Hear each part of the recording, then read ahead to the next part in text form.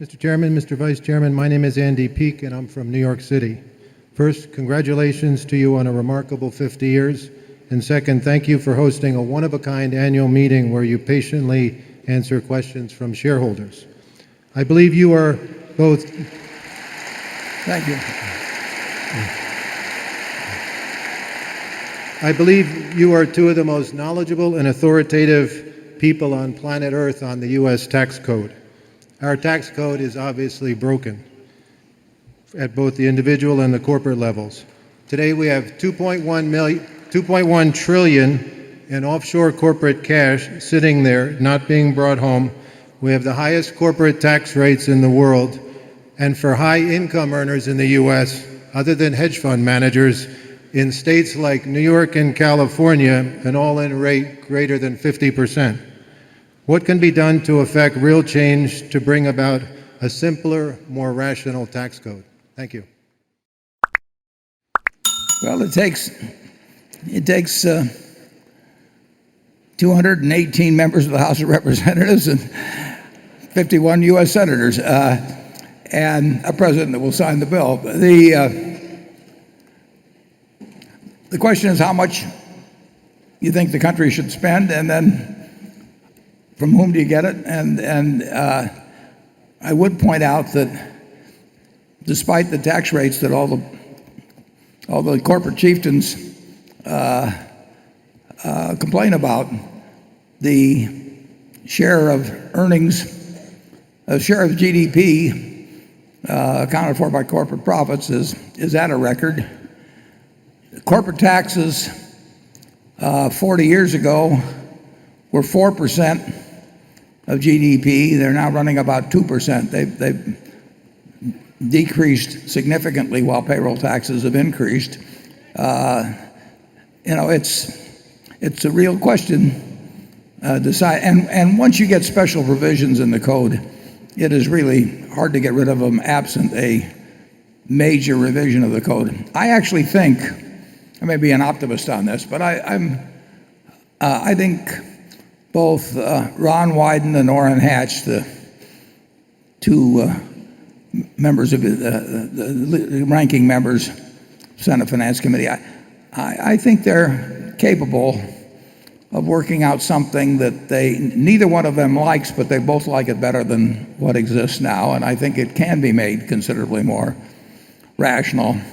But in the end, if we're going to spend 21 or 2% of GDP, we should probably raise 19% of GDP. We can take a gap of a couple percent without getting further into debt as a proportion of GDP than we are. So we've got that leeway.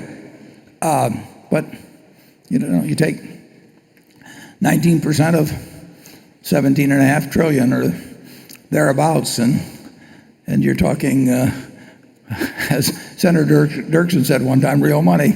And how much you get from corporations, how much you get from individuals, how much you get from estate taxes, it's a fight up and down the line.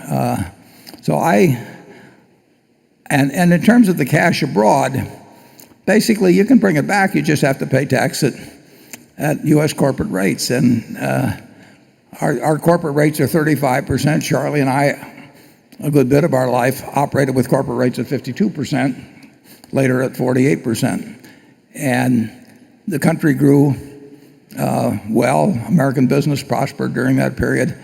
I don't shed any tears for American business in terms of the tax rate overall. I think there could be a much more equitable code in terms of the corporate tax. But I do not think that the 2% of GDP that's being raised from corporate taxes, which is far lower than was the percentage 30 or 40 years ago, I do not think that's an onerous number. And for people who are getting 1/4 or 0.5% on their CDs who retired, and with American business earning on tangible equity, which is the way to measure it, probably averaging close to 15%.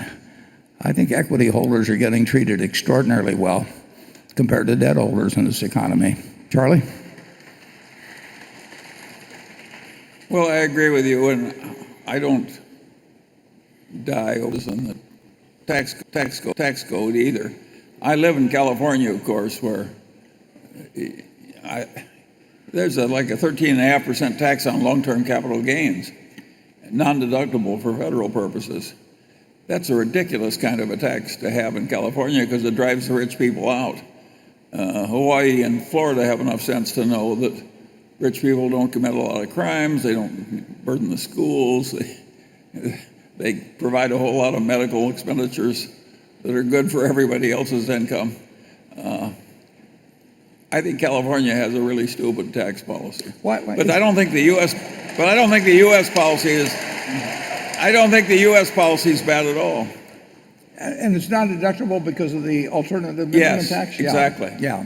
That really wasn't the case before, but it No, it's always kind been of slipped in. They did it on purpose. No, they did it on purpose. We're here, early stages of paranoia. Yeah. But it's amazing. The idea of driving the rich people out. Florida is so much smarter than California on that subject. And it is really demented. Who in the hell doesn't want rich people coming in and spending in their state? Yeah. Yeah. Remember that as you come here to Nebraska for the meeting. Yeah. I would say that I really do think there's some chance this year, and not a tiny chance. I know both Ron Wyden and Orrin Hatch. They're patriotic. They're smart. They want to do the right thing. They've got different ideas about what the right thing is. There's no question about that. But they also know they can't get any place without cooperating. I think the real opportunity is if they work out of the public eye in working on something like this. And I wouldn't be surprised if they are. I think that's the way to get it done. Charlie has always pointed out what would have happened if the Constitutional Convention back there in Philadelphia had been held with every delegate running out immediately to tell the TV cameras how right he was and how wrong everybody else was. It doesn't accomplish much to dig in on positions and not be in a position to compromise, because it takes a lot of compromise to write something when you have two fundamentally different views on some important aspects of the tax code. But those are two good guys, and I don't think it's impossible at all that we have a new corporate tax code within a year.